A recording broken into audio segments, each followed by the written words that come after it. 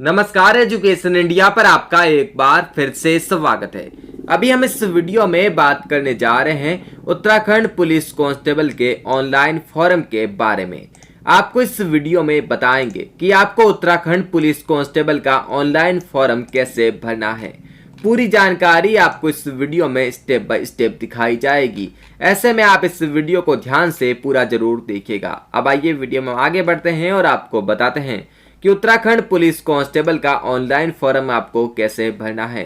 तो आपको बता दें, फॉर्म भरने के लिए आपको या तो SSC.uk.gov.in वेबसाइट पर जाना है और यहां पर इस लिंक पर क्लिक करना है, या फिर अगर आपको इस वैकेंसी के बारे में पूरी डिटेल देखनी है और डायरेक्ट लिंक भी आपको चाहिए तो आपको क्या करना है, आपको हमारी ऑफिशियल वेबसाइट educationindialive.com पर चले जाना है और वहां पर उत्तराखंड पुलिस कांस्टेबल रिक्रूटमेंट 2024 वाली पोस्ट को ओपन कर लेना है। हालांकि इस पोस्ट का लिंक जो है आपको डिस्क्रिप्शन बॉक्स और कमेंट बॉक्स के अंदर देखने को मिल जाएगा।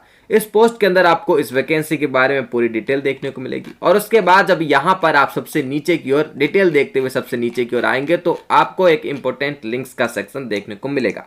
इसी के अंदर अप्लाई ऑनलाइन के सामने लिखे हुए क्लिक हियर पर आपको क्लिक कर देना है। उसके बाद आपके सामने कुछ इस प्रकार से एक पेज ओपन होगा। यहाँ पर आपको टोटल नंबर ऑफ पोस्ट देखने को मिल रही है। एडवर्टाइजमेंट का लिंक यहाँ पर आपको देखने को मिल रहा है। यहाँ पर आपको सबसे नीचे की ओर आ जाना है। इन इंस्ट्रक्शंस को आप ध्यान से पढ़ लेंगे और उसके बाद नीचे आकर अप्लाई नाउ पर क्लिक कर देंगे। अप्लाई नाउ पर क्लिक करने के बाद आपके सामने कुछ इस प्रकार से एक पेज ओपन होगा, यानी कि अब से फॉर्म भरना स्टार्ट होगा, जिसमें सबसे पहला ऑप्शन यस और नो का आपको देखने को मिल रहा है। तो यहां पर आपसे पूछा गया है, क्या आप 3 वर्ष से अधिक होमगार्ड या फिर नागरिक सुरक्षा विभाग में सेवा प्रदान कर चुके हैं और सक्षम अधिकारी से भी आपके पास प्रमाण पत्र है, तो ऐसे में आपको यस पर टिक करना है। अन्यथा आप क्या करेंगे, अन्यथा आप नो पर टिक करेंगे। उसके बाद अपना नाम यहां पर फिल करेंगे, अपने पिता का नाम यहां पर इस बॉक्स के अंदर फिल करेंगे, माता का नाम यहां पर, और डेट ऑफ बर्थ को यहां कैलेंडर पर क्लिक करके फिल कर देंगे। जैसे ही आप डेट ऑफ बर्थ फिल करेंगे तो यहां पर आपको अपनी आयु यानी कि एज देखने को मिल जाएगी। फिर यहां पर आपको अपने जेंडर का चयन करना है, जिसमें आप मेल का चयन कर लेंगे। फिर यहां पर मैरिटल स्टेटस पर क्लिक करेंगे और मैरिड या फिर अनमैरिड में से आपको बताना है। उसके बाद नेशनलिटी के अंदर आपको आना है, यानी कि अपनी राष्ट्रीयता का चयन करना है, जिसमें आप इंडियन का चयन कर लेंगे। फिर आप जब नीचे आएंगे तो आपको आवश्यक पात्रता देखने को मिलेगी। तो यहां पर आपको क्या देखने को मिलेगा, यहां पर आपको 6 ऑप्शन कुल मिलाकर देखने को मिलेंगे। इन 6 ऑप्शन में से आपको किसी एक ऑप्शन पर कम से कम टिक करना है। अगर एक से ज्यादा है तो आप यस करेंगे, लेकिन कम से कम एक ऑप्शन में यस आपका होना चाहिए। तो आपको क्या करना है, सबसे पहले आपको बताना है कि जिला सेवा योजना कार्यालय में पंजीकरण है या फिर नहीं। उत्तराखंड राज्य के किसी भी जिला सेवा योजना कार्यालय में अगर आपका पंजीकरण है तो ऐसे में आप यस पर टिक करेंगे। अपने रजिस्ट्रेशन नंबर आप यहां पर फिल करेंगे और रोजगार कार्यालय का जिला यहां से चयन कर लेंगे। उसके बाद आप बताएंगे कि आपने रजिस्ट्रेशन यानी कि पंजीकरण कब कराया था और कब तक वैलिड है। वो आपको सर्टिफिकेट पर देखने को मिल जाएगा कि कब तक वैलिड है, तो आप यहां पर कब तक वैलिड है वो बता देंगे। उसके बाद अगर आप सरकारी नौकरी में कार्यरत है तो ऐसे में आप यस पर टिक करेंगे और यहाँ पर टाइप ऑफ ऑर्गेनाइजेशन बताएंगे।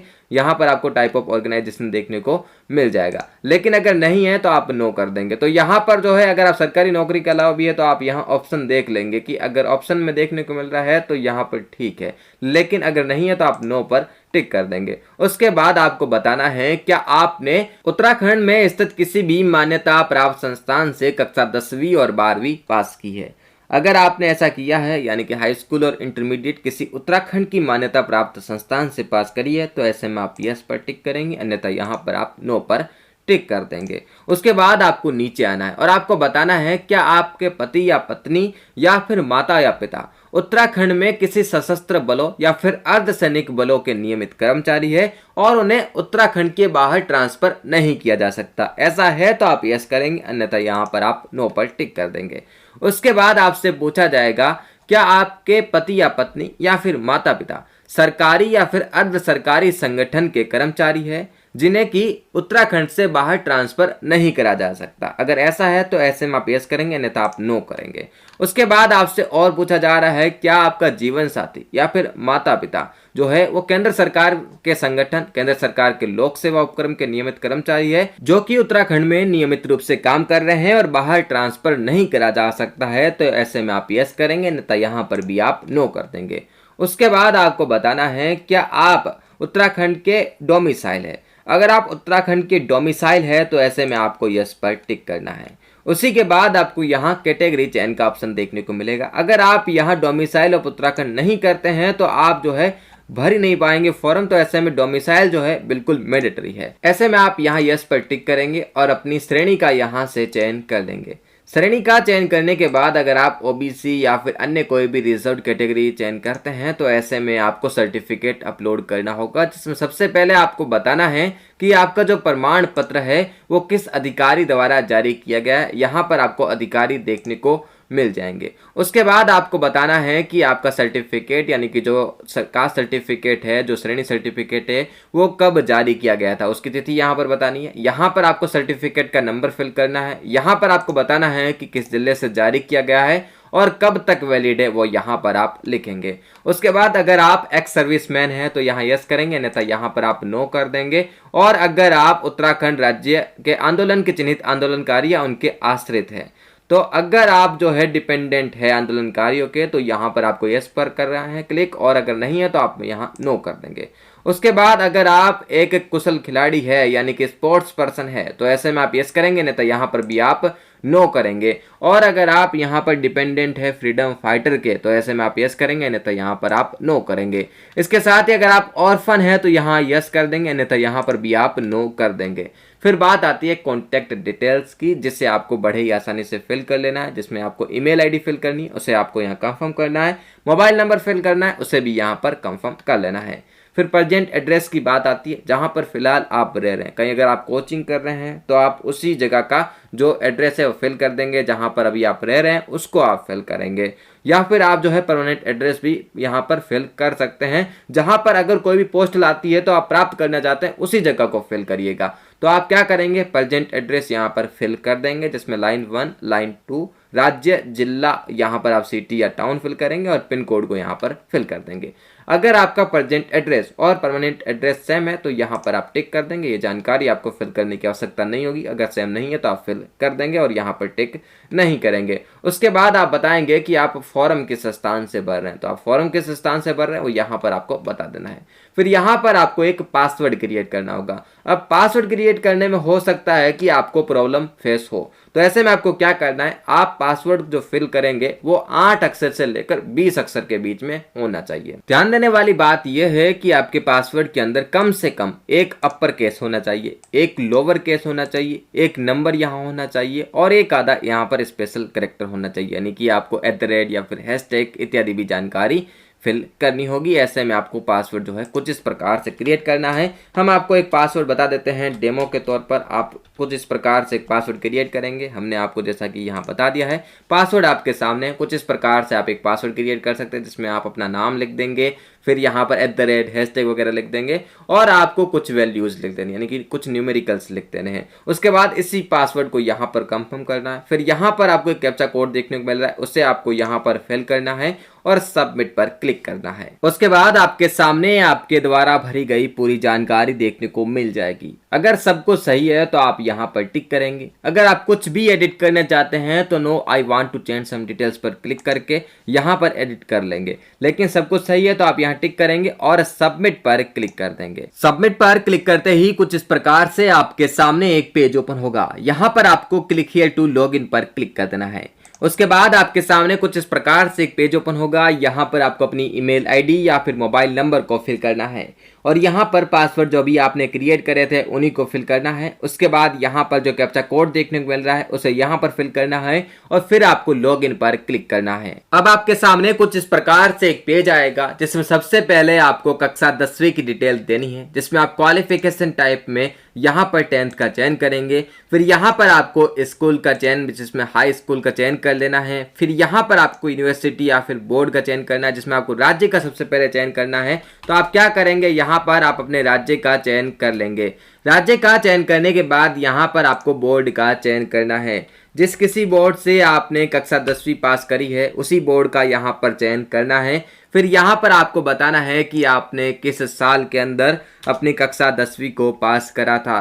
फिर यहाँ पर आपको सब्जेक्ट या फिर स्ट्रीम बता देनी है। तो यहाँ पर जो है आपको सब्जेक्ट्स देखने को मिलेंगे। यहाँ पर आपको कक्षा 10वीं के सारे सब्जेक्ट का चयन कर लेना है। जो भी आपके कक्षा 10वीं में सब्जेक्ट थे उन सब्जेक्ट का यहाँ पर चयन कर लेना है। कक्षा 10वीं के सब्जेक्ट को यहाँ पर चयन करने के बाद आपको क्या करना है, आपको यहाँ पर मार्क्स टाइप में जो भी आपकी CGPA मार्क्स ग्रेड आदि थे उसका चयन करना है। फिर आपको मार्क्स ऑब्टेन की आपको कितने नंबर मिले थे और यहाँ पर आपको बताना है कि यहाँ पर मैक्सिमम मार्क्स कितने थे। जैसे कि अगर आपको 600 में से 550 मिले हैं तो आप यहाँ पर 550 लिख देंगे और यहाँ पर जो है आप 600 लिख देंगे। परसेंटेज यहाँ अपने आप कैलकुलेट हो जाएंगे। उसके बाद आप क्या करेंगे, उसके बाद आप ऐड एजुकेशन क्वालिफिकेशन पर क्लिक करेंगे। तो एक यहाँ पर कक्षा 10वीं की जो आपकी एजुकेशन है वो यहाँ हो चुकी है। आप क्या करेंगे, उसके बाद 12वीं की भी कुछ इसी प्रकार से डिटेल फिल करेंगे। जैसा कि अभी हमने आपको 10वीं की कक्षा की डिटेल फिल करके बताई, वैसे ही आपको 12वीं कक्षा की डिटेल भी यहाँ पर फिल करके ऐड एजुकेशन क्वालिफिकेशन कर देना है। उसके बाद आपको नीचे आना है। यहाँ पर आपसे कुछ और जो है अधिमानी अर्हता के बारे में पूछा जा रहा है, तो आप यहाँ ध्यान से पढ़ लीजिएगा और अपने हिसाब से जवाब दीजिएगा।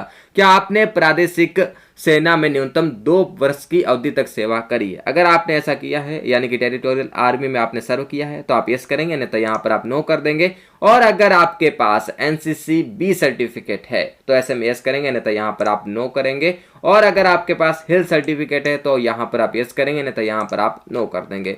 फिर नीचे आएंगे तो आपको अन्य जानकारी फिल करनी है, जिसमें सबसे पहले आप यहाँ एग्जाम सेंटर फिल करेंगे कि आपकी पहली प्रेफरेंस कहाँ पर है और यहाँ पर आपकी दूसरी प्रेफरेंस कहाँ पर है वो भी आप बता देंगे। उसके बाद आपके खिलाफ कोई भी केस पेंडिंग है, क्रिमिनल केस पेंडिंग है, तो ऐसे में आप यस करेंगे, नहीं तो यहाँ पर आप नो कर देंगे।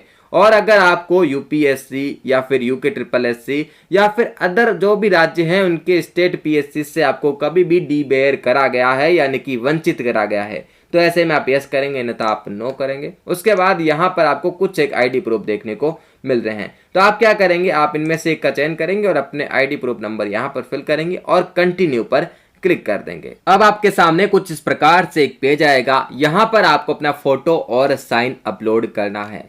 आपको बता दें, आपके फोटो का डायमेंशन जो है वो यहाँ पर आप देख सकते हैं। विड्थ और हाइट का यहाँ पर रेशियो दे रखा है 150x200 पिक्सल और साथ ही आपके सिग्नेचर का भी यहाँ पर आपको रेशियो देखने को मिल जा रहा है। 150 विड्थ होनी चाहिए और हाइट होनी चाहिए 100 पिक्सल।